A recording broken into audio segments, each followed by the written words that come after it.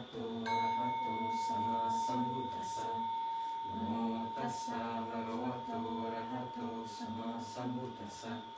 Namo tassa bhagavato arahato sama sambuddhassa.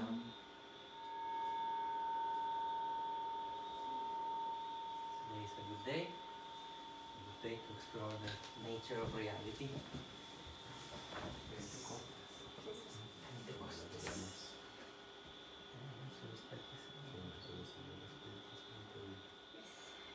Good morning, everybody. Morning. So today we are going to look at the last beautiful mental factors, and I think we will be able to finish all mental factors today. And so it's the occasional beautiful mental factors that are left. And we have already seen those mental factors which are ethically variable, the universals that goes with all kinds of citas that must be there, or whatever citta it may be. Then occasionals can associate with all kinds of citas, but sometimes there, sometimes not. Then we have unwholesome, which only associate with akusala, obviously. The universals always there, and occasional sometimes depends on occasion of akusala. Yes. Then we have saw also the beautiful ones. So we have seen all the universals, and now we have only 6 left occasionals. So then we will be completing the 52 cetasikas, and we will have all the ingredients ready to cook. Okay, so now let's go with the occasionals. So the beautiful occasionals, there are 6 of them, and they are in 3 groups. Then we can take a look first. The first one is called right speech, samavacha. Then we have right action, samakamanta. And we have right livelihood, sama ajiwa. So these 3 together, they are called the virati, the abstinences. Now we will go to details of why and what and how, so don't worry, but this is the group of 3, which is called the virati, the abstinences. And then we have karuna, compassion, and we have mudita, sympathetic joy, that we have talked about it a little bit last week, about the Brahma Viharas and sublime states of the 4, karuna, mudita, and we also have metta and upekkha. Yes, loving kindness and equanimity. So those are the 4. And these ones are called the limitless, apamenya. And why are they called limitless? And all these details will come also. Yes, so this is just only the list of content of the book. Okay, then of course the last one we have is panya, wisdom, and which is the king of all, and which is the most important one. Okay, so we have the last 6 occasionals, which we will be looking at today. So let's go from here. We will go from the viratis, abstinence first. Actually, these 3, it sounds very familiar, isn't it? Right speech, right action, and right livelihood is because we have already seen them in Wednesday class in the Noble Eightfold Path, if you remember. Yes, somebody remembers in the Noble Eightfold Path that we already saw. Okay, so these 3, as we've seen, that is actually one part of the Noble Eightfold Path. Like we have right view and right thought of the panya, wisdom part. Then this right speech, right action, and right livelihood, these 3 actually forms the sila part of the Noble Eightfold Path. Morality or morality, ethics. yes. And then we have right effort, right mindfulness, and right concentration. Then we have samadhi, yes. So this is the Noble Eightfold Path, the way to enlightenment, the way of practice in order to be purified from all kinds of mental defilements. And of course, the Noble Eightfold Path is not out of nature. It is part of nature. So that's why all this you can actually see what kind of cetasika or what kind of it actually is in ultimate reality. Say for example, right view, it's called samaditi. So diti is wrong view, yes, but it is samaditi, meaning right view, is actually the cetasika of panya, of wisdom. So if we have wisdom, there is no wrong view, yes. So this, in ultimate reality, it is actually panya. And right thought, here, this cetasika is actually vitaka.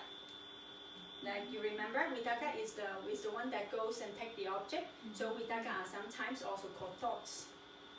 So right thought is actually the ultimate reality, cetasika or Vitaka. And then we have right speech, right action, right livelihood. These three we are going to see now. The three vilatis, abstinences. Then right effort, very easy, viriya, yes, effort. Mindfulness, sati, yes. Okay, this also no problem. Then right concentration, what do you think? Ekagata, yes, one-pointedness, yes. Okay, so now we have the 8 Noble Eightfold Path, and we have also the 8 mental factors, actually, that which is the ultimate reality of each of them. And of course, when enlightenment arises, when there is Magga and Phala Chitta, remember the path chitta and the fruit chitta, then all these 8 factors must be there in perfect balance. And also other mental factors. Now, for Panya, for example, when we say right view, there are specific conditions for right view to be alive, kind of. So what kind of right view will be right view? In that case will be the understanding of karma and the understanding of the Four Noble Truths. And then for right thought, we see that the ingredient that is directing the mind to thinking, but to thinking what? So that will be nekama, which is renunciation or relinquishedness, generosity, metta and karuna, compassion and loving kindness. So there are more, and every time I will invite everyone that whenever you see this wheel, to see yourself, this is our mind. This is how the noblest, the purest potential that we are carrying, when we develop these 8 parts inside ourselves, in our behavior, in the development of wisdom and in mental stability, when all these things are balanced together, enlightenment is going to be just an effect of these 8 causes. So this is us, this is our mind, this is our behavior, this is the way to be free from ultimate suffering and end the cycle of samsara, as powerful as that is teaching and will. Yes. Okay, so now we see that these 3 mental factors, right speech, right action, and right livelihood, it forms part of the Noble Eightfold Path in the section of sila, of morality. Now we will go into more details. Okay, so these 3, right speech, right action, and right livelihood, is called, as we saw, virati, abstinences. Abstinences meaning we abstain from doing something, no? So abstain from what? Abstain, of course, from its opposite, yes? So if we abstain from wrong speech, then it is right speech. If we abstain from wrong action, that's right action. If we abstain from wrong livelihood, that's right livelihood. And now, the thing is that there must be an occasion for the wrong to arise in order that we can abstain from it. Let's say, for example, right speech. If there is an occasion that we can tell a lie, and then we abstain from doing so, then at that moment, then this right speech, this cetasika of right speech arises. So, for example, there are occasions for the mind or for us to say some harsh words, or to say divisive words, or to say gossips, or whatever wrong speech that it may be, and one decided not to do so. Then, in this case, then right speech, this cetasika arises in the mind. That's why it is occasional. Because when we are not speaking, then there is no occasion for this to arise. Or when we are just speaking normally, we have no occasion to tell a lie, then we cannot say that there is abstinences, because there is no occasion for telling lies. Yes? So only when there is an occasion for doing so and we decide not to, then this cetasika arises. Okay? Yes? Chana, may I ask, for example, right now that you are like teaching Dhamma, it doesn't count as right speech? No, it does not, because let's say, for example, if, let's say, I have an occasion to tell you something not true, let's say, then, but I decided I should not tell something not true, then in that case, yes. But if I'm just saying things but there is no occasion for telling something not true, then not. So it depends on the occasion. Sharing the Dhamma will be on the family of fruitful speech. It's already gone from wrong, it's already fruitful and noble. But this is going to be just as a practice that when the mind decides, because of wisdom and understanding the consequences of our bad actions, you retract from saying, no, I better don't lie, I better don't divide. So this is a matter of ethics and morality, a practice to be done. It's my decision. Yes, I decide not to. Well, I abstain from it. the mind already, it's not that I have only the opportunity to say a lie. The mind already has the lie in the tongue. It's already here. It's like, Better not. or the divisive or the gossip or something. So then you decide. Then that ingredient came in and help us to move the mind. Say no, don't do this because you're gonna regret later on. I mean, that will be if wisdom is present. We know the consequences of this for ourselves and for the other people if they find out that they were lied. It's suffering for it's suffering. Have you ever said a lie before? Yes. We all. Have you ever said a lie when you were a child? Yes. And you remember now, decades later, and you still feel guilt or some kind of heaviness? Do you get that? Yes. I do.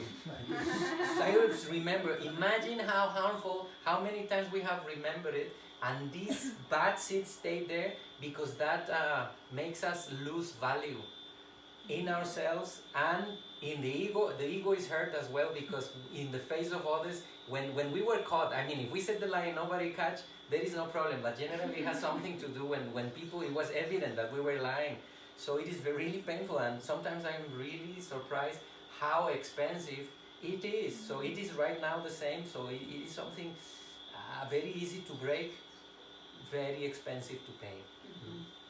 So the Buddha also explained, now Bhante mentioned that one of the reasons why we abstain from wrong speech is because of wisdom, because we understand that it is not good, or the consequences and other things. Also, it could be one reason.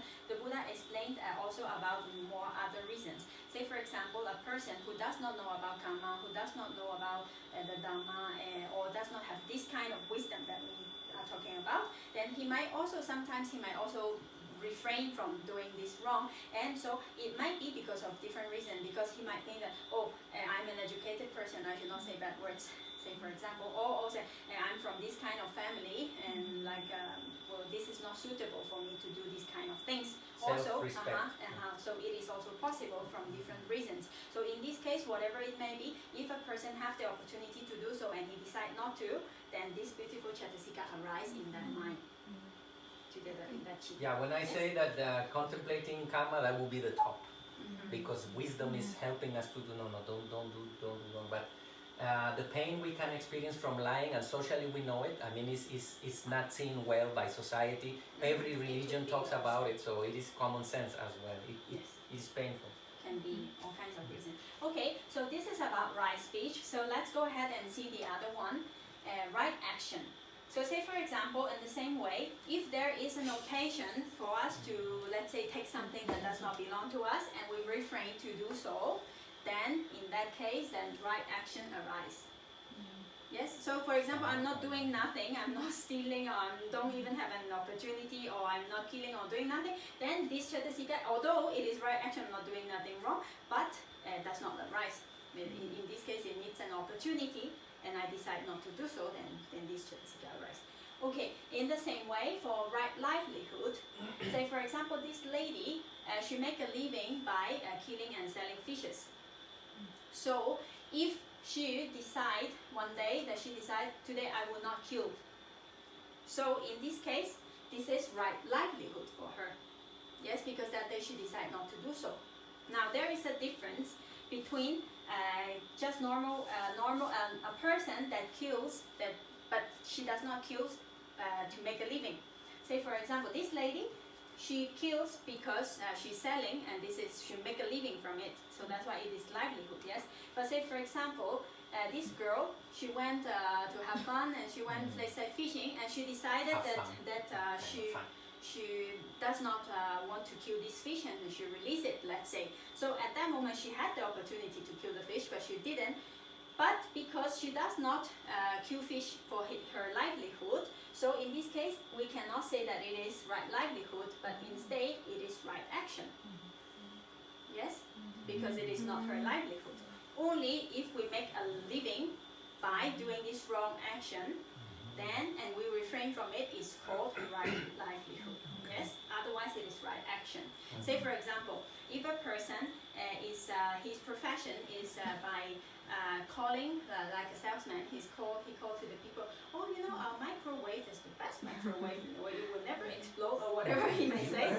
You will earn, or sometimes cheating. You know, they say, oh, you know, you earn a lucky draw. Congratulations. I never put any lucky draw. I never entered any campaign. I used to do that. For example. when you were like 16? No, like that prepa, cuando estaba in high school. Anyway, so calling people to cheat them. Yes, you got a micro oven. You are congratulations. You are welcome. Yes. so if the person by telling lies, he makes a living by telling lies. Say for example, so if he refrains from telling lies, then it is livelihood for this person. But if a normal person then refrain from telling lies normally, then it is right speech. Yes? Okay? So that's the difference about livelihood. Telemarketing over there. I mean, Micha. Yeah, I realized that I worked for a couple of months on that, and when they told me to do that, like you have to tell them that you don't have this promotional price, I was like, so I have to lie? Yeah, I used to introduce myself as licenciado. Le llaman licenciado Raúl Saldaña, por licenciado, era un chico de prepa. Yeah, and then I quit. I realized that I'm not gonna lie for that. That's right, livelihood. That's right. Okay. Lying for money. Actually, lying for money. Killing for money. Wrong livelihood. Yes. So now that we have been talking about livelihood, in Wednesday class we have saw the wrong livelihoods already, but in Sunday class we haven't seen it, so we'll go through just quickly. Then because if we want to know what is right livelihood, we have to know what is wrong livelihood. So what we should not do, like what the Buddha considered a wrong livelihood, the way of making a living. So there are 5 things that the Buddha considered dealing with wrong livelihood. Say for example, dealing with poison, whatever kind of poison it may be. The next one is dealing with alcohol or drugs, and that's also wrong livelihood. And another one is dealing with weapons, all kinds. And then the next one is dealing with animals for slaughtering or for market, and that's wrong livelihood. And another one, the last one, is dealing with human as slaves or human trafficking or all these things. These 5 things are considered wrong livelihood. So yes. And also if you do it, because you said dealing with people, right?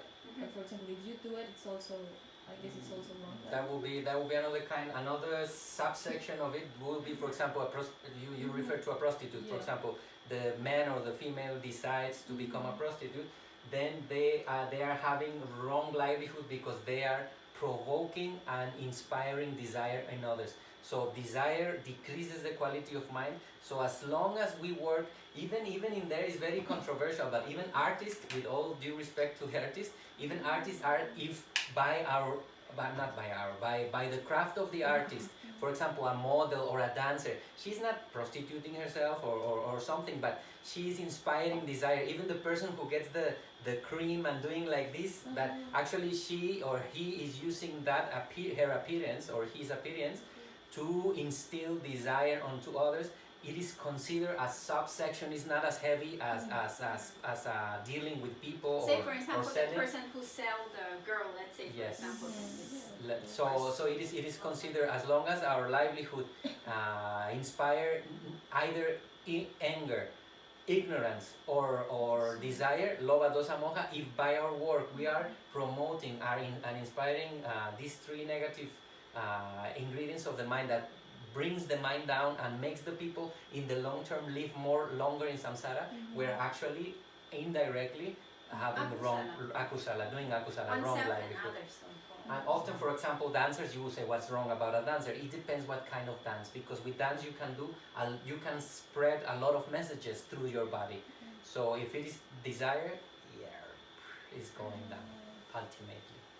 And if your work generates addiction onto others, and actually being an artist myself in the past, the best way for you to be successful is if people is addicted to your music. It's the best way, because the fan is actually a person who looks, oh, when is the next when is the next CD coming out? So actually, it is a little bit gray area. And when we ask our teachers, Sayado come, we say, Sayado, what is the life of an artist, the life of a musician? And he said, oh, I will tell you what the Buddha said when he was asked this question. Oh, please don't ask me. And then the artist in the times of the Buddha, and some Gandharvas was a musicians. They came to the Buddha and says, the Buddha, is there something wrong with being an artist and a musician? And the Buddha says, oh, please don't ask me that question. And then they say, no, please, Buddha, answer us, let us know, is my work a wrong livelihood? And the Buddha said second time, oh, please, don't ask me that, no, he said, don't please, he said, don't ask me that question. And then the musician said, but the Buddha, please, reply us. And you will see in the scriptures that the Buddha, many times, he said that when the question was, it was going to be a hard hammer falling down, and then, but he never refused the third time they asked him. So every time they asked him 2 times, he said, please don't ask. Then the third time, he said, and then he said, yes, actually, being a musician, it is a way for generating attachment towards the beauty you are producing, and eventually the people will get, it's not as heavy as other things, as killing or something, but it is considered a wrong livelihood, and not just the livelihood, but a way that the people will not allow himself to cultivate towards silence and purity of equanimity and stability of mind and freedom from suffering, and also to others. So they do not. So when teacher told us that, our views, no, they didn't change, but we started questioning. Really, am I doing so? What am I doing when I play? What am I doing when I sell something? So then everything again is on the table. We can change. Sorry, I just before that. So actually, let's say entertainers, yes, like musicians, dancers, puppeteers, or whatever it may Comedians be, comedians or anything. So it is not officially considered wrong livelihood. No, it's not because there. it's not wrong livelihood. It's not like they are doing like these 5 kinds of things. No, This is heavy. but it is not sometimes maybe not all the time kusala, because they are actually like as Bante said, aspiring akusala in other people or maybe in themselves as well. No, because let's say it's all about sense desire. Yes, so it's increasing sense desire in oneself and in others. So in that sense, it is not so good. In Burma also one time, Sayadaw told us that there is a puppeteer that he went to one teacher, and he asked Sayadaw about his livelihood. Then Sayadaw told him about just what Bante said, no? And then the puppeteer, then he thought, okay, then I will change. And then he said, then from that day on, all his puppet show is about the life of Buddha and about the teachings of the Buddha. So he used the puppets, and then he gives the message, and then he gives the teaching with his puppets. So in that case, it's very good because he is using his art in a way for promoting or knowledge for other people. So it is possible, depends on what kind of message, what kind of intention that they want to do when they're doing their work. Yeah, the message is important. Yes. There was when I actually asked, like, I know music could be used for, or any kind of entertainment or art could be used for just like lose the mind, or for education. Or for example, like you hear these banda songs with like very violent and aggressive messages, or reggaeton songs are all like towards degradation of women or stuff like that. And but there's also like other kind of music. Yes. And I've seen many times from fans like of like huge bands that kind of have this sort of message that is like music that moves their conscious or their heart towards like a good direction. And I've seen many comments of these fans like, your music saved me, or I connect with your music in a very important process of my life where I was feeling so bad, and your music helped me to come out, or to come out, yeah. Yeah, it is on the message. Depends on the what message is given. and intention. But ultimately, let's remember that it's based on, that kind of liberation is based on sense impingement, sense contact. Only that two added. It is still on that realm, and the Buddha also encouraged if that could happen from the inside out without depending. But it is the message really changed. It's the man. No, I was going to say that all professions that sell something are kind of, well, because you want to sell something, and so You will say it's the best always. so, no, but you make a nice presentation, and so you always provoke desire. Yes, Yeah. sure. We live in samsara, yes. They cannot Samsara is like this. We Okay. need it to be alive. It cannot be like totally avoided. Yes. Yeah. But say for example, congratulations, you have a very noble job of teaching children. So that's not selling anything and not making desire. So it's very good. Say for example, doctors are also very good if they help people. We can find a way. Yeah. Or there are many kinds of engineer or whatever it may be. Like it could be. Now, in short, we can simplify all this. Mhm. All these ingredients that are right here on the screen Harms. generate suffering and harm someone, either mentally Kill or, or harm. physically or psychologically. That physically to other beings, including animals, that means every sentient being is included, not just human beings.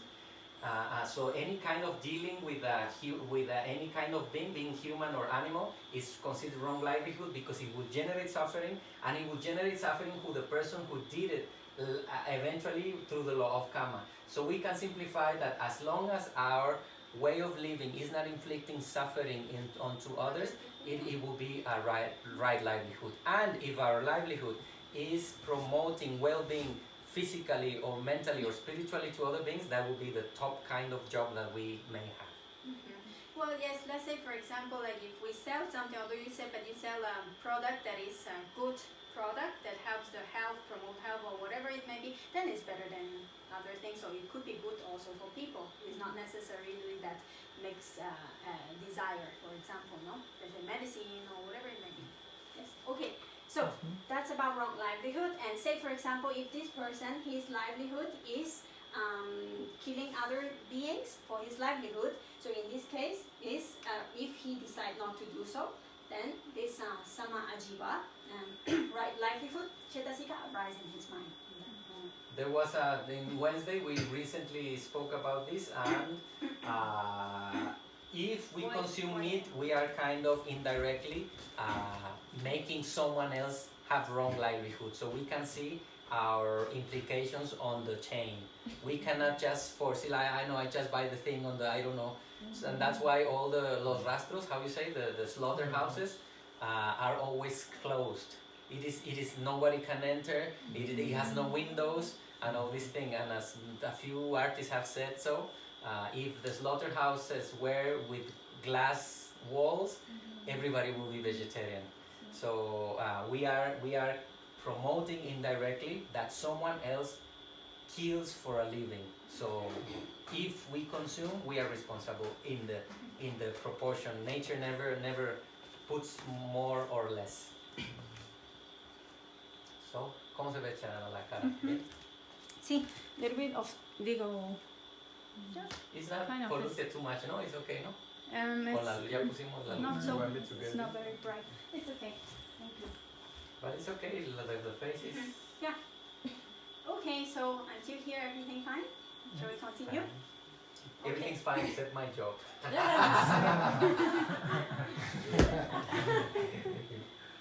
Okay, so now let's go to the three kinds of viratis, abstinences. There are actually three levels and three kinds of abstinences, as the Buddha explained. The first one is already we have seen that when there is an opportunity to do something that is not good and we refrain from doing it, then this is called abstinence on occasions, when there is an occasion for doing so. So we have already seen the first type. Now the second type is called abstinences by taking precepts.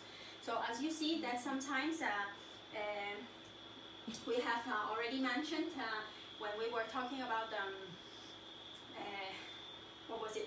The wholesome deeds, 10 wholesome deeds. Then we turn a little bit, now go here. Then sila, the morality. Then sometimes we take the 5 precepts or 5 trainings, yes. Then we, in in that time, sometimes we do this in the monastery with the monks, or sometimes we can even do it when we wake up in the morning and then we thought, today I will abstain from killing any kinds of beings. I will take this training for today. And then I will abstain from taking whatever that is not given to me, and I will be generous. And I will abstain from sexual misconduct, and I will respect my partner and the partners of other people. And for today, I will abstain from using wrong speech, from lying, divisive speech, gossips, or harsh speech. And I will use my words for kindness and meaningless talks. And I will abstain from taking intoxicants which bury the mind, and dedicate myself to cultivation, inner cultivation. So when we take these precepts, these training precepts, although there is no occasion, because at the moment when I'm thinking, today I will take this training, there is no opportunity for telling lie, for example. But because the mind is directed to this direction, I will take this training for today, and at that time, these vidatis also arise in the mind, because he is having the determination of abstaining from doing the wrong things in this day. Yes? Okay, but now there is one thing, that this right action, right speech, and right livelihood, actually, in this case, they do not arise together. So, for example, if I take the precepts of I abstain from killing any kinds of beings. In this case, which one do you think arise? Right action. Then how about if I decide, I said I will abstain from taking what is not being given to me? Right action. And how about like I will respect and abstain from sexual misconduct? Right, like action. Right action as well. And how about I will refrain from wrong speech? Right speech. Then right speech. And how about non-toxicants? Right action. Right action. Perfect. Really. So in this case, say for example, when we have right speech, at the moment when we are speaking, then we are not actually doing the action and the livelihood, and so they do not arise together because occasions are different. Objects Also is different, because when I have a chance to kill some beings and I decide not to do so, cockroach, I know, for example, no? In this case, then it is right action, but I'm not saying anything that time. So only right action, this cetasika arise, and this one does not arise. Yes? Okay, so this one by one. But what if I don't kill the mosquito, but I insult him? Then it is wrong speech. This dosa. But you have let's say you have right action, but you have wrong speech. Let's say for example. Okay.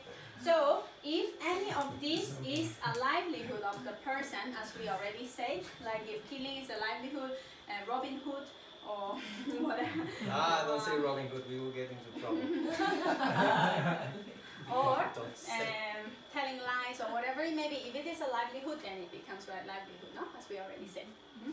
Okay, so now this is the second type of abstinence by undertaking precepts. So not actually having the occasion, but one abstain from doing these wrong actions by undertaking a precept. So there is no occasion for doing so, but the mind said, no, okay, today I will take this training, I will not do so. So in these moments also abstinence, the three realities also arise. And the last one is the best one actually.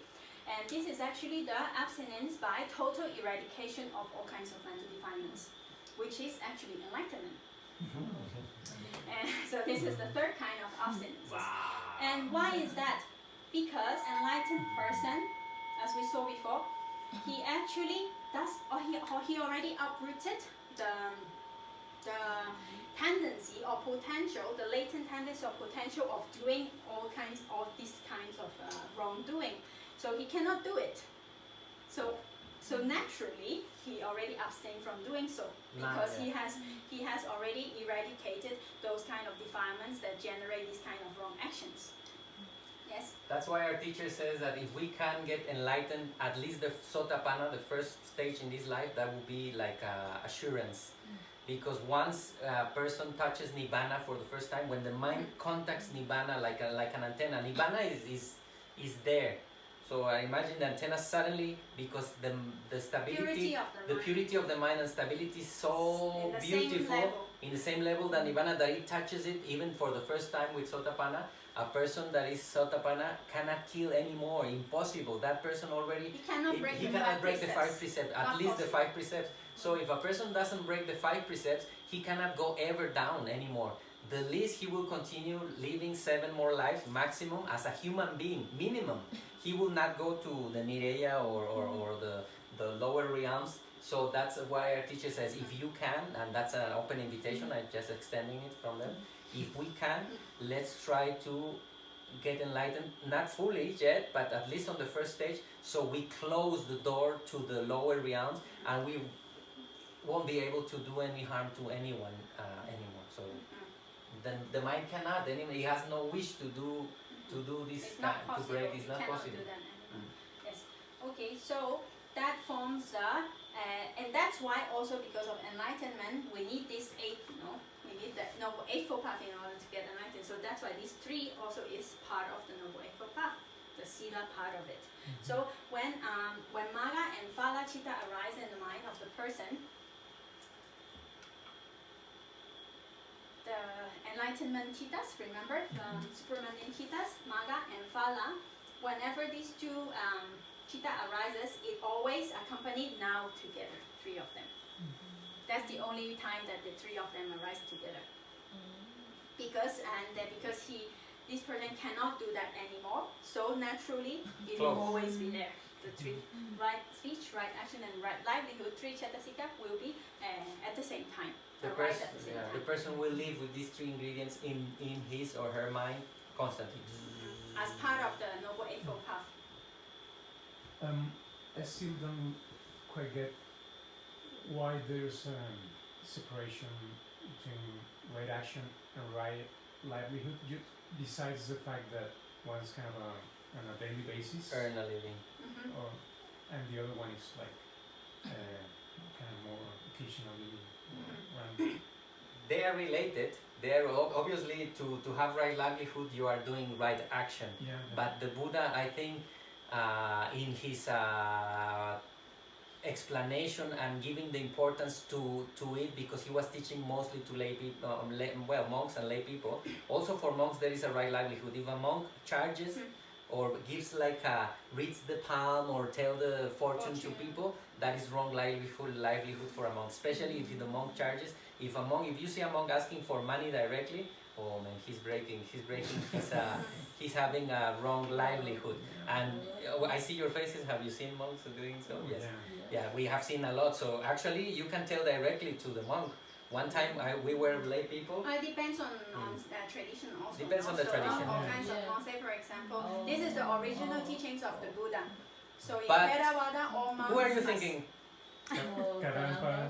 Yeah. So Mahayana or Tibetan yeah. tradition, they might have different rules. Yes, you can what the Buddha taught. These are the kind of differences that exist, because they got mixed with Tantra sometimes, they got with Taoism and thing. Yes, all kinds of things came in or got somehow polluted. But what the Buddha thought was this, in the scriptures, all this is there, and actually, technically, they are breaking the sila. But in their tradition, it is something allowed. Even we have seen Theravada monks asking for money. So you see, They're fake monks as well. as Sadhu Kam says, they are also naughty monks. So yes, we have seen it, and but if you know it and you can tell the monks, this is, and they know it. One time we saw a Chinese monk, and he was giving some bracelets and then asking, and then he didn't speak English, so he would type on a calculator how much you should give him. I mean, if you give 20, he would put and say, oh no, 120, something like that. And then he don't know how to talk, but he knows how to show. And then we got really upset, and then we took the thing, because he just come and put it to you. So he comes and, hey, very nice face, put the thing, and then you are like, oh, thank you so much. Actually, it's 120. So he comes like a blessing or something like that. So we took it out and we started telling him, you know, this is wrong. I know you understand me. You are a monk. You should not be asking for money. Or maybe he's And a fake he monk, started right? just moving around and moving, lost in the people. So feel free to tell them. And whenever you see, I mean, in this case there was some dosa because the way it was done. But if necessary, need to tell and remind the monks if you see some kind of behavior that doesn't belong. I mean, it's all of us. Otherwise, the monk, as many times has happened, gets total power, total credibility, and then troubles starts with money and with sexual misconduct.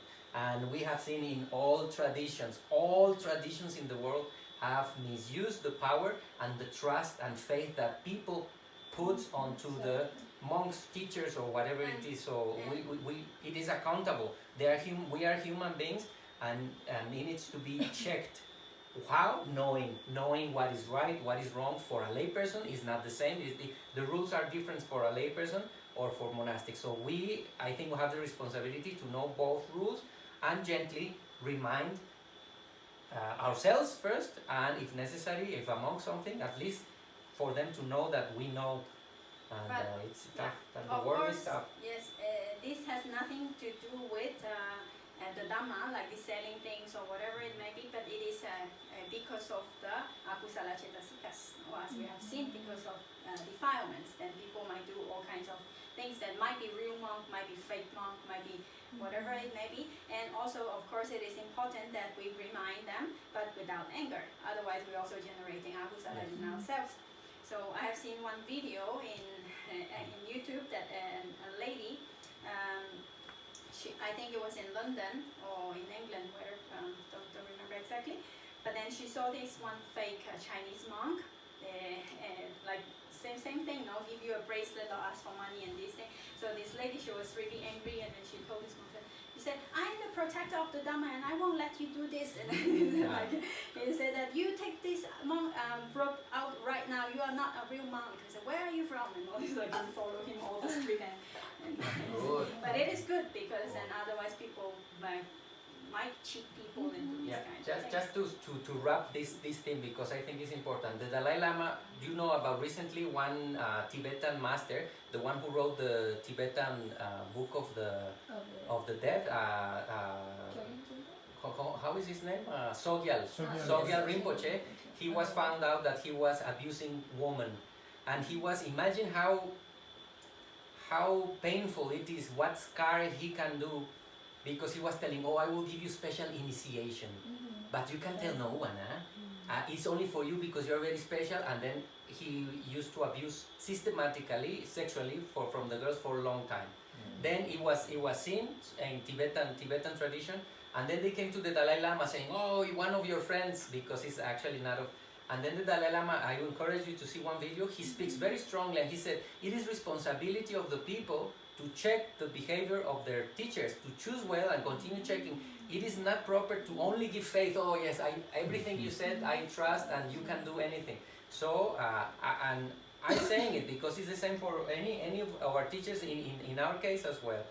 We must know what is right, and don't allow people to misuse the trust of people, because the scar that can be done, it is very deep, because it's people, harming the Dhamma. it is harming the Dhamma, it is harming so many things. So I encourage you to see this video of the Dalai Lama. He says strongly, it is not only responsibility, I mean, he's not taking the responsibility of him.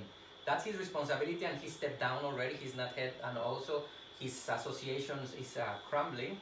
And but the Dalai Lama said it's our responsibility to make teachers accountable and understand that we are just human beings trying our best, and we cannot look down on the defilements. Defilements can grow, and that's why the Buddha originally did not allow the monks to handle money or touch women, because it was already 2,006 years ago. It was already an issue. It is not something new. So just these two rules are very useful to allow, but when they start adding or taking things from the Vinaya, more problems. Vinaya is the discipline, more problems can arise because it is there. Now, to say something, what a monk can do is to inspire people to be generous in general. And we know if people is generous towards the continuation of the teaching, It is the people is practicing something beautiful that will help them liberate from attachment, which is the opposite of generosity. No attachment, no suffering. That's why people, when we do the reception of goods here, when people feel the wish to donate, it is something that is rejoice. We rejoice sadhu sadhu together, that we are cultivating that. But asking money directly, it will be directly veto out of the question. Actually, it is set up in a very perfect situation. Then the monks will not ask the people for money, but the people also knows that if the monk needs to eat, yes, so he needs to support the monk. Yes, and he does not work for money, but he works for the Dhamma. So, and he works for keeping the teachings alive. So people also knows about that, and besides of supporting the monk, they also cultivating kusala at the same time. And so one is not charging, and also he's doing kusala because he's also doing Dhamma dana, is giving the generosity of Dhamma. And in the other way, then people is supporting the Dhamma, continuation of the Dhamma. Because if no one supports them, the monk don't charge, just go there for free all the time, no? So then the monk die. or nobody, or the very wise, very dead. No monasteries. If nobody support in Burma, let's say, like all the pagodas and all the monasteries, that people don't support, and who built? So it is not possible. Then also they cannot continue to study or to pass on the teaching. So it is just both parts that is set up in such a beautiful way. Then both are doing kusala. Understanding. So both doing kusala. So this is also, understanding from both parts. My dear family, is beyond the monk. Forget about the individual. That's why it's the Buddha, the Dhamma, and the Sangha. It is the community of monks. This is the flag of Sangha. This is the representation of one member of the whole body. So when that's why we try to make emphasis. I hope it's enough. When something is offered, it is not to the individual. Yes, the individual will use it, but the individual is part of the body that is taking care of the Dhamma. The important thing is the Dhamma, the teaching, because that is what is going to liberate all of us in the same way from suffering, and hopefully it goes many generations ahead. We are doing something together for the common well-being. I hope it is kind of, we can keep it in that way and clear, and we all plant the seeds well. And anyway, from our side, thank you very much for all the effort we are putting together. Okay, so for Alex's question, but you understand the difference, yes? Yeah. Yes, okay, so why is it there too? Yes, it is different, yes. One it is is to different. gain money, to make a living. It is three cetasikas. I also think it's important to emphasize, because many people will say, that's my living. I mean, I kill animals, but that's how I feed my family. So many people may take this refuge, and also a sicario will say that, that's my living, I get paid by that. So we cannot go to that refuge. No. Even if you are harming someone, it is not right that you harm, even if you are sustaining your family. Or Robin Hood, this is the thing we didn't want to open. Oh, but what about Robin Hood? He was robbing to give the other one. Robbing is robbing because he could have worked a lot and give to the people. That is pure generosity. But the other one was robbed. The robbing comes in the robbing, the giving goes on the giving. But he is not giving something that was his. So difficult. Need to add, I think. Yes. Regarding the right livelihood, I just think there's kind of a broader analysis that I think it's need to be done regarding each occupation of one of, like, for example, you mentioned like doctors. But a doctor in a modern society. Yes, they can just want to gain money, and Yeah, the people is not and sick, they use it. make pharmaceutics win a lot of money. And That is addictive to people, it's and addictive, yes, that's they're not not livelihood. healing. So Yes. like a broader analysis should be done on each Yes. profession. Yes, And- it is actually not basically, it's not so much on the profession in general, but it's on the intention of the person himself, how he is doing that.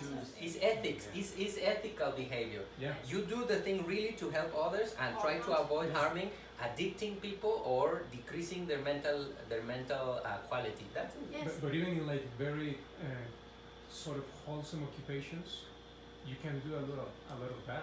Yes, even it even is. teaching. When Even we're the talking monks, about general, even no? the We're monks talking are about doing this. it. So doctors forget it. If there is money, that's why Yeah. greed is the problem. As long as money is involved, we can break our values and start doing things in order to gain more. So it happens in all kinds of Yes. professions. It happens. Yeah, we're talking about general, no? Because it's not like all doctors are good, all teachers are good. It's not like that. But in general, the profession requires the people to help other people. Let's Yeah. say. So it is in that sense that I said about doctors and teachers. But it depends on the intention of the people. A salesman could be because the product is really good. Then I want these people to get benefit from this. Also, it can be good, no? So it's not necessarily that that is one for all, no? But it's general in general. By taking lova, dosa, and moha from our activity, we will be safe. No greed, no cheating, no anger, no harming.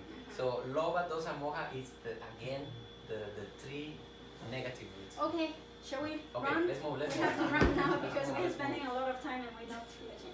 Okay, right speech, right action, right livelihood. In manga and in phala, they arise, the three of them together. Yes? Only in this case. Other cases, they arise separately. Okay, so the abstinences. Let's see what comes. Okay, let's see the characteristic. The characteristic of the three of them, abstinences, are the non-transgression and of right speech, of right action, and of right livelihood, respectively. So I didn't put everything, but we understand. Yes? So it's non-transgression. Then its function is to shrink back or refrain from these unwholesome deeds. And the manifestation is the abstinence from such deeds. So decide abstain from doing so. And its proximate cause is some special quality, which is very nice here, of confidence, of sada, and of shame and fear of wrongdoing, hiri and otapa, the guardian of the world, remember. And we have, and this is also very nice, fewness of wishes. Wow. Like being satisfied, not wanting a lot. Non-lova, alova. So that's also Fewness very, of wishes. Oh, that's good. Yes. Yeah, that's the point. yeah. So if we don't wish this and that, so not so much lova, then no need to say something wrong speech or wrong action. So it is some kinds of proximate causes that can support these things to arise. Fewness. Yes? Fewness exists or you invent it? It comes in the book. Very good. Then it So you exists. can, it came in the books. Anyway, it's nice. Yeah, sometimes there are strange words like Marco. Sometimes he commented one time like shrink back, these words like we don't use these This words. is American expression. Strange. But it comes in the book, so so I just put it in basically the same. Okay, so this is the three abstinences. Good. Now we have finished virati. So now let's go to the next two, which is karuna, compassion, and mudita, sympathetic joy. And these two are called apamenya, limitless. And then after these two, then we will go to panya, and that's it for all the occasionals. So three of them. Let's see if we can finish with them. Okay, now so. In the four Brahma we had the sublime states that we saw last week, the metta, loving kindness, karuna, compassion, mudita, sympathetic joy, upekkha, equanimity. Then we have already talked a little bit about it. If you still remember, metta, what kind of ultimate reality, which cetasika is it, remember? Lova. Aloha, yes? No, No, adosa. sorry, adosa, yes? Non-anger, no? It is this cetasika. And how about upekkha? Amoha. Tatramajatata, yes, tatramajatata. So amoha would be panya, would be wisdom. Yes, so another cetasika. So this one already is inside the cetasika of tatramajatata. This one inside the cetasika of adosa. And now mudita and karuna, they are two separated occasional cetasikas, individual cetasikas. So, and they all four of them are called apamenya. Although here only in the books it's mentioned karuna and mudita as apamenya in this group, but actually all four of them are called apamenya, limitless. Why? Because when we practice these four beautiful qualities, we are extending this quality to limitless beings. Say for example, if you remember when we practice metta, first in Wednesday class, and Bante has talked about it, then first we practice to oneself, may I be well, be happy, be peaceful. Then we extend a little bit further to someone who is our benefactor, someone who is good to us, our parents or teachers or anybody. Then may he or may she be well, happy and peaceful. Then we extend it a little bit further to any person. Not to any person that we might know or may not know. May they also be well, happy and peaceful. Then we also extend it even further to even someone that is not good to us, or someone that we don't like, or even an enemy or any. So may he or she also be well, happy and peaceful. Then we extend even further to all beings, all kind of beings, be it animals, insects, in the universe, in the whole world, then in the whole universe. So we extend, and so this kind of quality one can extend to limitless beings. Yeah, so that's why they are called the limitless, Abhidhamma. So there is no limit to how many beings or who we have to have this kind of thoughts, no? And how much we can kindness, grow how them. much, and also, let's say for example, there is no limit of this person yes and this person no, or like this, so it is not limited. So that's why this four quality is called limitless Abhidhamma. The sun shines for everyone. Yes, so make this like the sun, let's say. Make these qualities, okay? Metta, Karuna, Mudita and Upekkha. Okay, so now let's look at Karuna itself, compassion, and the four devices. Its characteristic is promoting the removal of suffering in others. And its function is not being able to bear others' suffering. But it is does Without not mean dosa. that does not mean that Without we're dosa. angry, no? But it is like when you see the suffering in others, like you cannot bear of the suffering and you want to help We wish to in do this sense, something. but not being angry with the suffering of others. Or with the person who is doing the harm, the suffering to others. It's not fighting, no dosa. If dosa comes in, it's already the near enemy already kicked in and is polluted, no compassion. And it's manifested as non-cruelty. And its proximate cause is seeing helplessness in those overwhelmed by suffering. Yes, okay, so this is the four devices of Karuna. And we should go, but already Mante said so. So sometimes No, you go ahead. we get sorry for the people who are suffering. Or we might get angry with those person who makes others suffer. So this is called the close enemy of Karuna. Wow. So it is the sorrow or anger which contaminates Karuna. So whenever these kind of emotions or these kind of feelings arises, sorrow or anger arises, then it is no longer Karuna. Yes. It's not Polluted. Karuna anymore. Because Karuna is beautiful cetasika, it cannot... ¿Qué? Carito dice algo. ¿Qué dice Carito? ¿Qué se acuerda? Que yo trabajaba en noticias, entonces hace muchos años. Todas estas situaciones como de violencia me hacían sentir muy triste y que incluso una vez lloré. Entonces pensé justo en el momento cuando... Era Karuna no contaminada. era Bueno, no era Karuna, de hecho No era era. dosa. Yes, so at the moment that this sorrow and anger arises, because they are akusala, yes, you see, sorrow and anger both are dosa. So when they arises, it contaminates the karuna. It is actually akusala chitta at that moment. So karuna only associated with kusala, with wholesome. So if this arises, then it's no longer karuna. And then I myself, before coming there, imagine that it is something like that. So say for example, karuna is a very beautiful flower, Wow. but when sorrow and anger happens, it is something like that, I imagined. Oh. It kills it. Yes. Sadhu, sadhu, sadhu. Very nice example. Yes. It gets forgotten.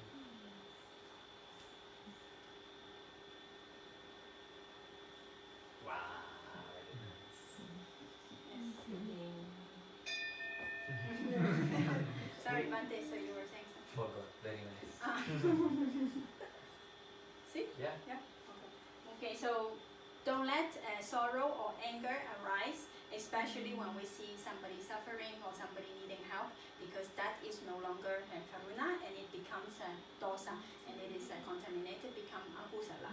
So keep those flower beautiful. What we need to avoid this, it is equanimity. you see, so first, wisdom, bring wisdom. In samsara, suffering exists, and that's the first thing the Buddha says. In samsara, suffering exists. We won't be able to change everything. One. Second, what can I do? Is it really realistic? If I can do, I go and do it, so I have no regrets. And if I cannot we cannot save the poverty or the hunger of the world by oneself, then I start teaming with people. If that is not possible because the nature of samsara, then equanimity comes and says, yes, in samsara, suffering exists and will continue to exist after I die. So there is something I know is hard to get, but equanimity will be, I do what I can and I am at peace with what I cannot. So we must keep, equanimity will be the balancing part of it. So compassion won't be contaminated. So we are not in a person in a negative state of mind cannot help no one. It is just making the situation worse. Oh, why are you doing this like that to him and this? It's just making the situation worse. So if we want to really help, the first thing we must do is keep our mind stable, clear and beautiful. Then the quality of our help will be really useful. It will be just a smile, it will be just love. I cannot take your sickness. I cannot take your age. If we see an old lady in the street, I'm unable to take years of you. You are just old and that's nature, but I can love you, I can smile you, I can care for you, and I can just wish you well and we can be beautiful. So I accompany you even you are dying. So how to do that? Only wisdom and a deep sense of making peace with nature will allow us to keep beautiful and elegant, even in the hardest situations of the world. That's the call from the teachers. Suffering exists, is the first noble truth. There is a cause and there is a way out.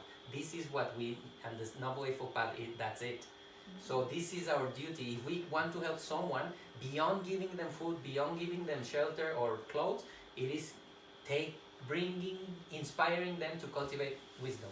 That will be the best gift we can give anyone. Sabadana, Dhammadana Jinati, the Buddha says. From all the gifts that we can do, the gift of the Dhamma, the gift of wisdom, is the highest. Because that will help that person in this life and in the next life, even if we are not together anymore. In the next life, wherever he or she reborn, if that wisdom really took root somewhere in the consciousness, it will continue allowing that person to find a way until he's freed from samsara, full suffering, not just the worldly suffering that we are, temporary suffering that we experience through hunger or violence. That's just temporary. Yes. It's gonna end. But talking about Dhammadana, we have to be very careful, because also another teacher, Goenkaji, he also mentioned, when we find something very nice for ourselves, we think, wow, this is so cool, this is so nice, we want to share with everybody. And then so we go and talk about the Dhamma with everybody.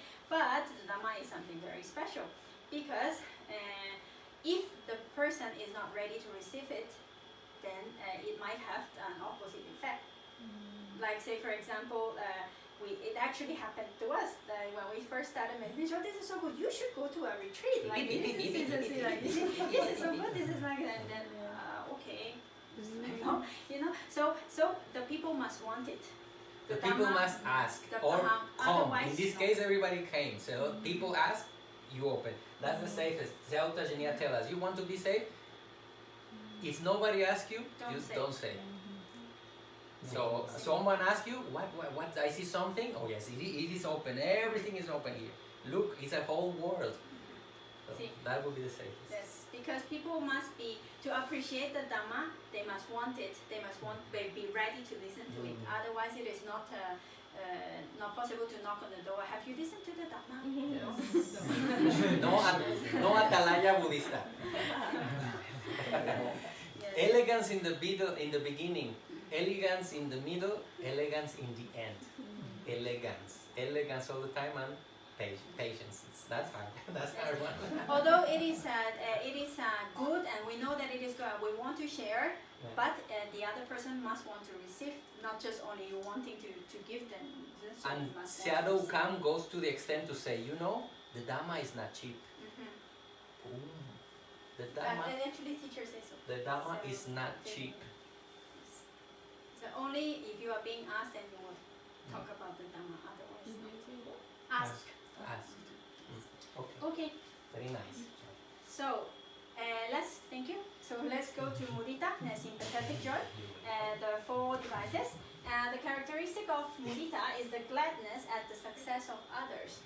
So when we see other people being successful, being happy, then we're happy about them, feeling glad being about their success. And the function is being unenvious as their success, so not being envy of the other people. So like we are like not really not like this. Wow. Not like this. Very congratulations. Something like this. Very nice. Okay, so really being happy about others people's happiness. And this manifestation is as the elimination of aversion. So not having dosa, not having aversion to the people's Success. the success of other people. Why him, not me, or not these kind of things. Mana. And yes, proximate cause is seeing the success of the others. Actually, the proximate cause of mudita and of isa, of envy, is the same, seeing the success of others. But how one responds with mudita or with envy, then it depends on the individual. Yes. Okay. How beautiful, now- no? Nature, so simple. So now we have seen that there are also the enemies for mudita, which is already we have seen that is far enemies envy itself, and then the close enemy is actually merriment. So I'm so happy for you. Let's party. Okay. So that's the the close enemy. Close Then enemy. people get lost on the celebration, and our culture is very that. A lot of that. So we get lost already. Forget about the happiness. Let's celebrate. Bring the let's drink. Let's get drunk. So from happiness is gone, and now just addiction comes. It's a very elegant and calm happiness, mudita, like of the good wishes. I'm so happy for you that you are successful or like this, but not like yay. Let's not celebrate. like this kind. I mean, we of, can celebrate, but not throwing not out get lost into happiness. The You merriment. celebrate the thing, not use the thing To celebrate. to have a party just so. And now loba dosa moja comes in. It was just the door. So from fine to cheap, we started good, but then end up, and we are expert on doing that as a culture. We are expert. Mudita is actually the thoughts and the thoughts of the person that I'm happy with your success, with your achievement. May it continue, may it grow, and may you always be happy and successful like as you are, or even Or more. So this kind of thoughts is mudita. Elegant. Yeah, not party. In this case. Yes. Does it has to do with the definition of success? Like the kind of success? It could be worldly success also, because worldly success is also good. It's nothing bad to have let's say achieve a diploma degree or achieve the master degree or having a good business to have for his family. So there is nothing wrong about that. So happy about that is also okay. But if you're happy about the achievements of spiritual achievement of the person, also very good. Happy about the panya, of the wisdom that this person has cultivated, very good. So it can be all kinds of success. In order to be, because I suppose you bring up this word because it's a little bit can go to gray areas or black areas easily. I will say it could be better to focus on well-being. If that success generates you well-being for you and your family in a physical level, good.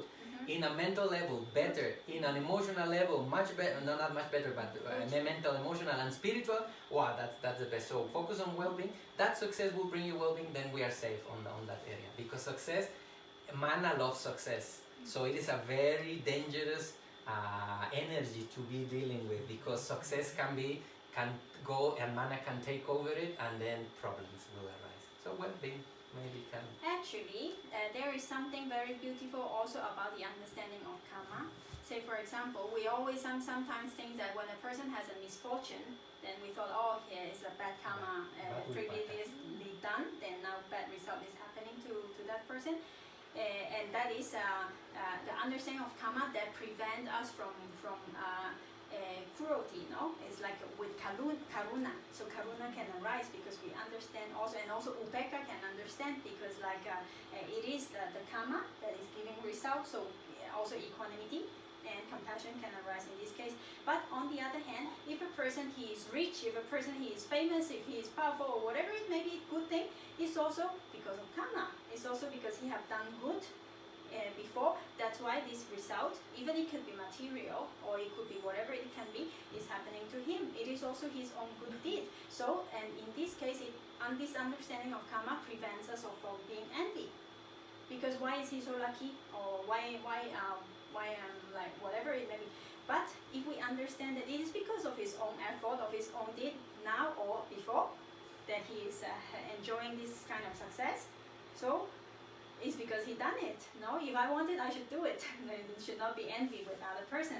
So it is this understanding prevent from envy, and mudita can arise. I'm rejoiced, I am happy because of your good deeds that is giving you good result. Yes, something else? Clear or not? I mean, not clear. Or if we didn't get the point. I think I don't know how to explain, but it's been a little bit hard because my friends, they consider success as something, which I don't.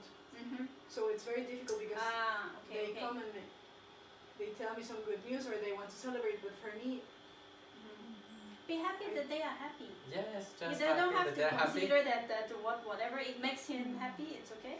yeah. But don't push too much, and if you can throw a dama. So if possible, throw something. Oh, there is more actually. Very good, but look, life is, and that helps a lot of Sambega, helps a lot. Many times people come, oh, it's done, I arrived, and it is. I'm really happy about what is happening, but actually the picture is bigger. We are still much to learn because nature's challenges are coming with old age and all this. So this is good, this is the word, but there is something else, and try to do it in the most elegant way. That would be the best way to, yes, celebrate this, but look, there is more. So we can move on. See that it is not like bringing people down in the right moment. Otherwise, people feel like I don't want to have this kind of. Maybe you're referring to something like success, which is based on wrongdoing. For example, if you have a factory that produces arms, And then Yes, we sell a lot. oh, we sell a Yes, lot, that and one we can not. make another Yes, factory, that's so one. it's a success. Yes. But for me, it's not. Oof, Oh, I then cannot that be happy. actually we should not be happy about, because that okay. is not mudita. Because that mudita is the kind of because actually, although his business is successful, he is doing harm to himself because he's generated a lot of wrong livelihood, and so this is not it is gonna success. come back bad result to himself. So how can I be happy if he is going to later on receive a lot of bad results for himself and for others? So we should not have mudita. Well, this cannot be mudita, cannot arise. Maybe in the celebration won't be the moment to talk about it. So patience, celebrate, stay, accompany, not celebrate. I mean, we being with someone beside, you are with it, but you are not saying, go ahead, do more of this if it is wrong, in case it's perceived as wrong. I am present, I am here.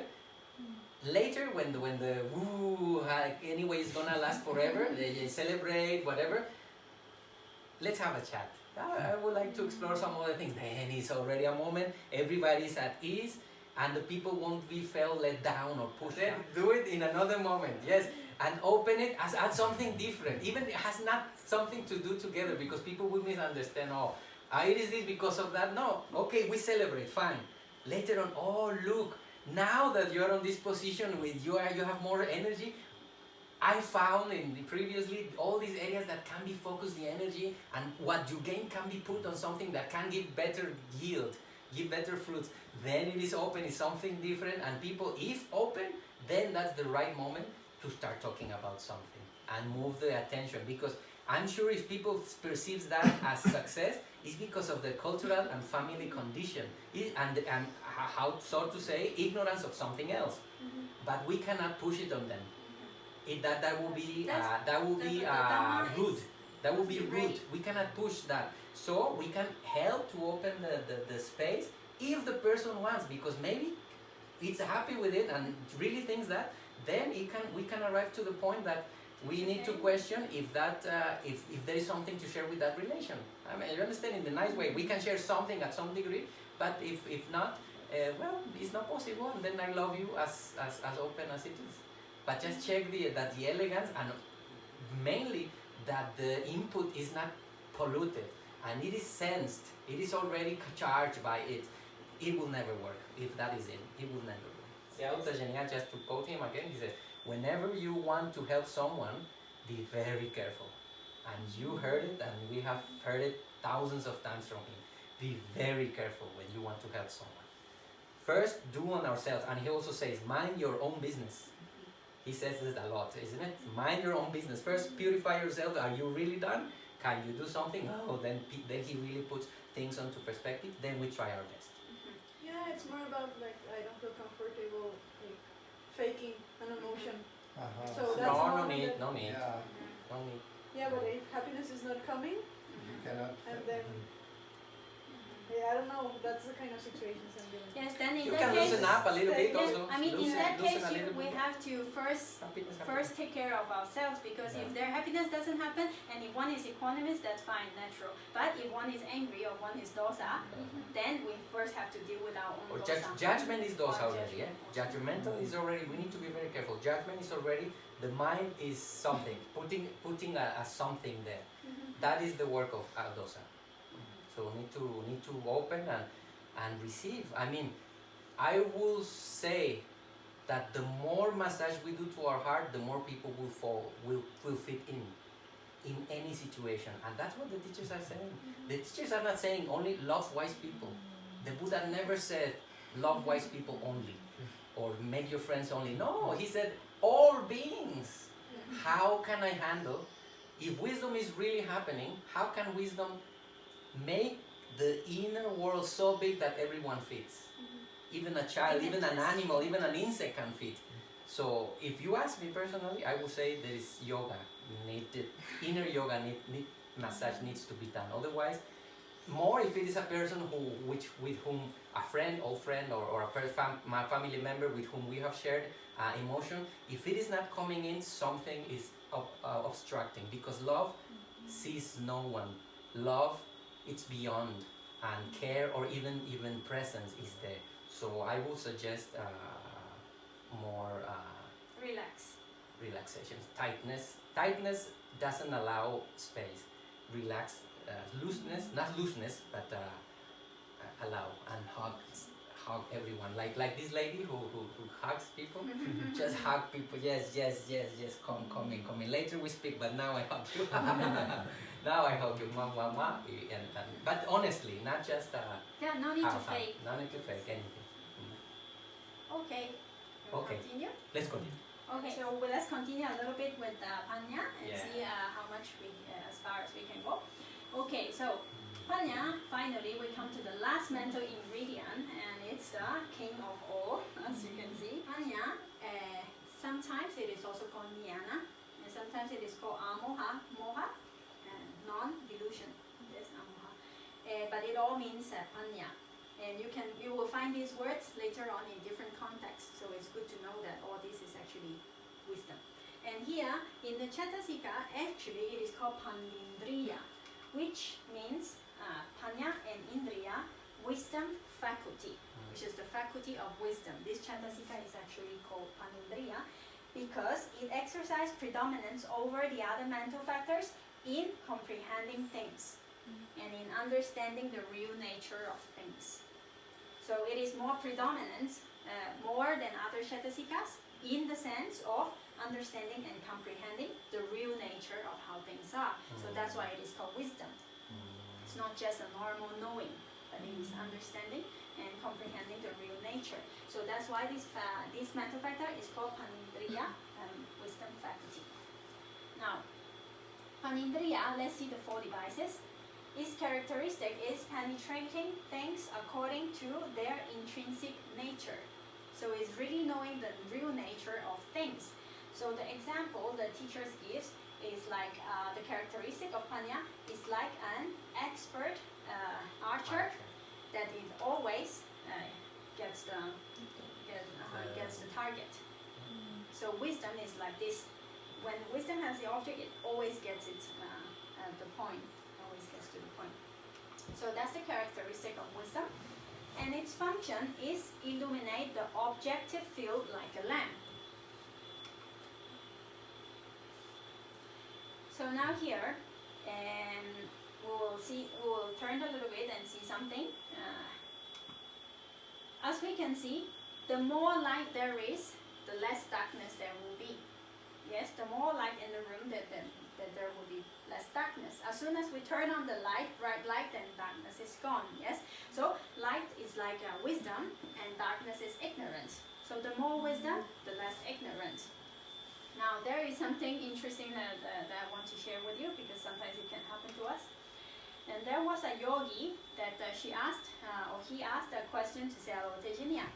He said, "Teacher, I have already seen, I observe myself. Say for example, in this situation, when things doesn't happen as I wish, then I get angry. And I already observed, and I know that getting angry is not good, and I know that the mind gets angry, but I still get angry." So the teacher says, so that is because our wisdom light is very small. Something like this little torch. Something like this little torch, it only gives this much of light. So there are still a lot of darkness. A lot of darkness. So it's just like this little teeth torch, like this. So if there is not enough wisdom, of course, then defilements will happen again and again. Even if I kind of know it, but it's not good enough. It's too small. The wisdom is too small. So we have to grow it. Yes. So and sometimes even worse. That is not what teacher says, but sometimes even worse, that we think that our light is so bright and it is a unicorn key holder. And it is like, my unicorn key holder is the best, is the most lovely, is most beautiful, and is the brightest. Yes, and we think that we know so much, and we think that our knowledge is the best and is the much, but actually it is like this. Yes, like this. So that's why defilements can happen again and again. And we can even be proud of what we know, although it is so little. Yes. We are all in. Yes. Yes. So that's why teacher says that it is because our light is too small, so we have to develop light like this. So darkness has no chance, ignorance have no more chance, then it cannot come. So until then we will really overcome. Like might be in that case, then anger cannot arise anymore. But otherwise, it is all about persistence. We have to keep feeding the light, keep feeding the fire little by little, persistently, and grow it. And one day it will be big, and it will be enough, and there will be no chance for ignorance or darkness. Something? No, maybe. Okay. So that was a little bit about light, and then we come back to the manifestation of wisdom. So the manifestation of wisdom is non-bewilderment. Bewilderment is like confusion, like not confused. can't understand the thing. I don't know. And so the example that teachers give is like an expert guide that can bring everybody through the wilderness of the jungle. Because he's an expert, he knows the thing so well, he knows all the way, so he can lead everybody out of the jungle. So this is the example given, like the manifestation of wisdom. And the proximate cost of wisdom is wise attention. Having wise attention to see things in the correct way. Okay, so now knowledge is not equals to panya. Yes, that we already know. So we'll just go through it a little bit, because there are many kinds of knowledge. Then people might be expert, have knowledge on Star Wars, let's say. And maybe can be an expert and have a lot of knowledge on wine, or on video games, or even being an expert and have knowledge of how to hack people's credit card. So this kind of knowledge cannot be called wisdom. Yes, so that's quite obvious. And so now wisdom. So what do we actually mean by wisdom? What can be called wisdom in that case? Is the understanding of cause and effect, of how nature works. And the next one is understanding the nature of mind and matter. And the most important wisdom, panya, is actually those that are connected with vipassana, insight knowledge, insight wisdom, which actually is what Bhante already mentioned earlier, the Four Noble Truths and the Noble Eightfold Path. And why is this important? Because these this knowledge, this inside knowledge of the Four Noble Truths and the Noble Eightfold Path is the ones who are going to help us to eradicate mental defilements, which are the source of suffering. So with this kind of real wisdom and knowledge, then these defilements could be eradicated, which leads to real freedom, which is the enlightenment. Yes. So that's why it is very important. This kind of knowledge is what the Buddha meant by wisdom, not any kind of knowledge. Yes. We finished with wisdom, and here we have something a little bit more coming. But first, congratulations, because now we have finished all the 52 kind of Very good. 52. Yes. So first, we still have some little thing to explore. We have 10 minutes. I think we can do it. But first of all, Déjenos festejar. por eso digo que congratulations. Congratulations, but let's move on to the next topic. Not yet. Mudita. Oh, very good. No, it's fine. There is no better celebration than continue exploring the Dhamma. Yes, only Isn't it? only if you wish. But it's actually interesting and quick. And so then now we have finished the 89 or 121 types of consciousness. 2 chapters. Yeah, not yet. Not yet. After the almost 2 chapters, Okay, coming to okay. the end of the chapter 2. Okay. And all the 52 cetasikas. So we have the dishes, the menu, and we have all the ingredients. And so next class, then we will be able to see which kind of Combine the- cooking. the combination of what goes into what. But before that, then there is a little exploration that is quite nice. It is actually about knowing and understanding that we are talking about wisdom. Because in the Chitta and Cetasikas that we have seen, there are actually 3 factors and 3 elements that that have the function or have something to do with knowing and understanding. The first one is sanya, perception. Yes, because sanya also knows. Yes, and the second one is the plate is vijnana. Chitta also knows. Remember, the characteristic of chitta is to know, no, as to be aware of an object. No, so chitta also knows. Vijnana, or same synonym, vijnana or chitta also knows, and of course panya, wisdom, also knows. So let's stop here. And next time, then we will continue with the difference of the 3 kinds of, the 3 different elements that have the functions of knowing and understanding. Sanya, vijnana, and wisdom. Then how are they different? Yes? Okay. Yes. So we'll stop here then. Yeah. So what are we bringing home today, my dear family? Please share us. What are we bringing?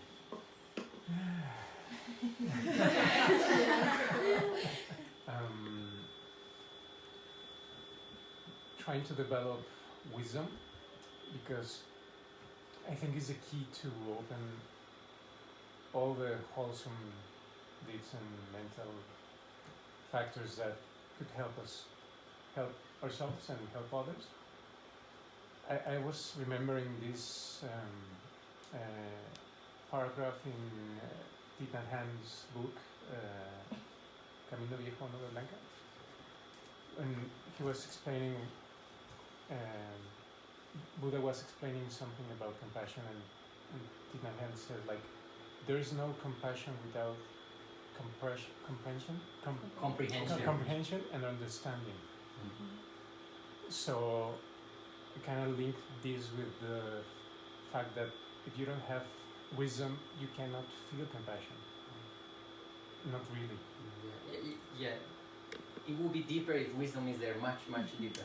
Yeah, like there needs to be understanding for everything, and to give a sense and a direction in all that we do. So that's the homework. Yes. Yes. And next week when we see this, is gonna be reinforced all that. And that's the ultimate highest compassion. Actually, the Buddha is said to be the most compassionate being. And because of his great wisdom.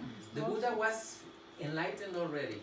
He does not have to. He lived 45 years teaching people who facing difficulties. He was, people tried to murder him. So he experienced many times, out of this compassion he left all this, otherwise he was done. Yes. Actually, he decided to, is the greatest compassion, even he decided to become a Buddha 4 Asankhya's 100,000 kappas before. Because at that time he could already be a fully enlightened being, and he does not have to suffer all this that time. 4 uncalculable eons and 100,000 kappas eons in order to become the Buddha.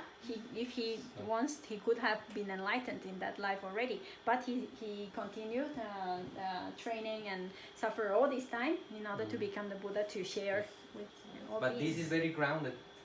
Thank you, sadhu, sadhu, sadhu, very beautiful. What else do we bring home? In Spanish, if you feel more comfortable, it's fine, eh? Anyone? For me, chapter 2 has been a really nice chapter, because it had helped me a lot with the practice.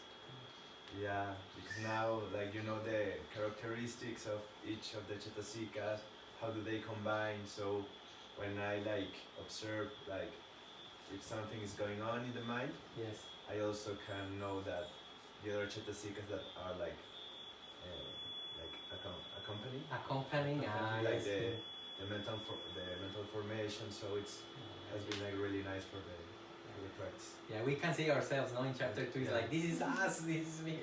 Yeah, I also feel very similar.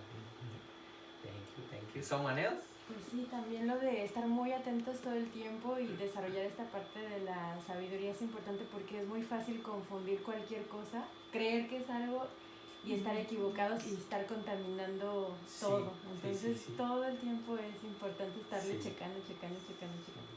Y pues con las... Sati y Paña son así los reyes del juego. Finish? Okay, my dear family, let's close. See you next Sunday. We are very fortunate, my dear family, the teacher says that we cannot even imagine how fortunate we are to have had this kind of possibilities to explore our nature and see beyond.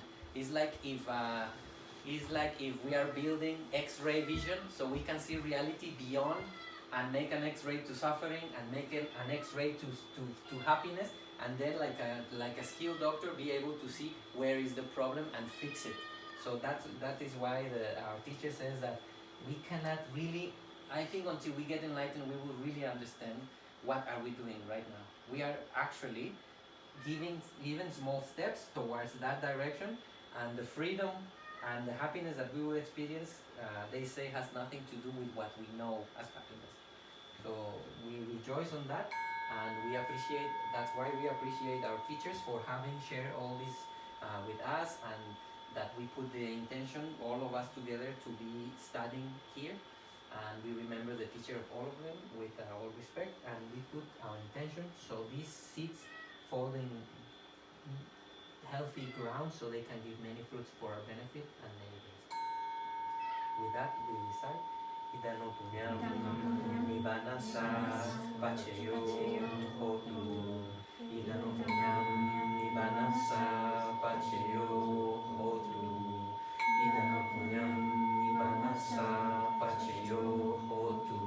May these benefits be for many beings, especially those who suffer more than us, people in lower realms and people in this realm that suffer with hunger or mental suffering. At this moment, there's many people considering suicide as an option. So may some kind of good intention and light come to their lives, and on those people's will fall. There's many people dying at this very moment, are dying. There's many people depressed. So let's remember and see how lucky we are to have still the conditions for cultivation, and may we never procrastinate or leave it for later. And we recite Idano Punyam Sabasatanam Pajima. Idano Punyam Sabasatanam Pajima. Idano Punyam Sabasatanam Pajima. Sadhu, sadhu, sadhu. Through the goodness that arises from our practice, may our spiritual teachers and guides of great virtue, our mother, our father, and our relatives,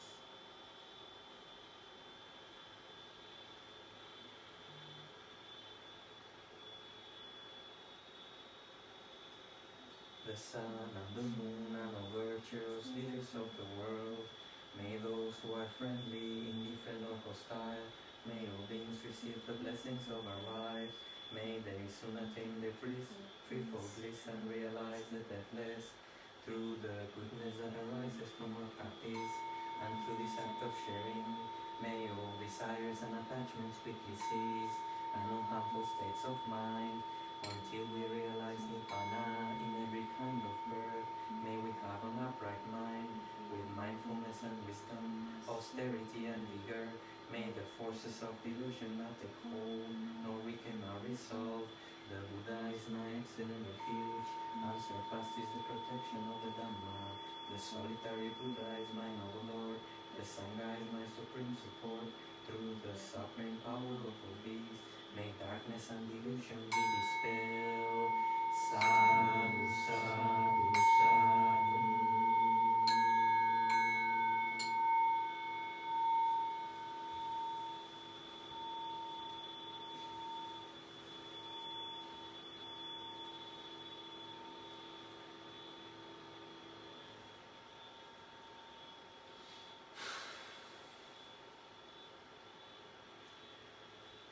See you next Sunday. Thank you very much for your family. Thank you, Charana. Thank you. Sadhu, finish second chapter. Almost. Yeah.